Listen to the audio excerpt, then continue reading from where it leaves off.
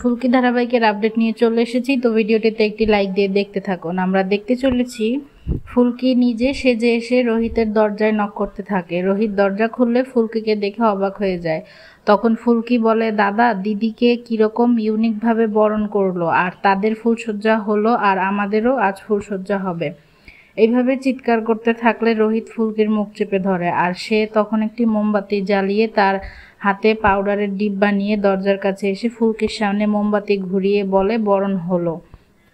তারপর দরজা থেকে তার রুমের ভেতর পর্যন্ত পাউডার ছড়িয়ে দেয়। তারপর বলে, এবার এসো। ফুলকি যথারীতি সেই পাউডারের ওপর দিয়ে হাঁটতে হাঁটতে রুমের ভেতর প্রবেশ করে।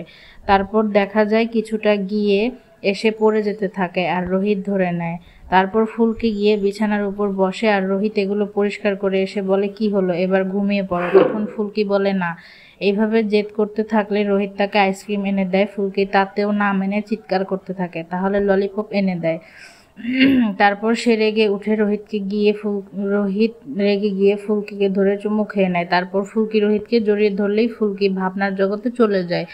এরপর দেখা যায় পারমিতা ও আংশুমান খাটের উপর বসে কথা বলতে থাকে, কিন্তু তারপরেই দেখা যায় পারমিতা তার ভাবনায় তথাকে দেখতে পায়। মুহূর্তেই তাদের মধ্যে ভুল বোঝাবুঝি শুরু হয়ে যায় এবং আংশুমান রুম থেকে বেরিয়ে যায়। তো এই হলো নতুন পর্বের আপডেট। আগামী পর্বের আপডেট পেতে ভিডিওটিতে লাইক দিয়ে চ্যানেলটি সাবস্ক্রাইব করে সাথেই থাকুন।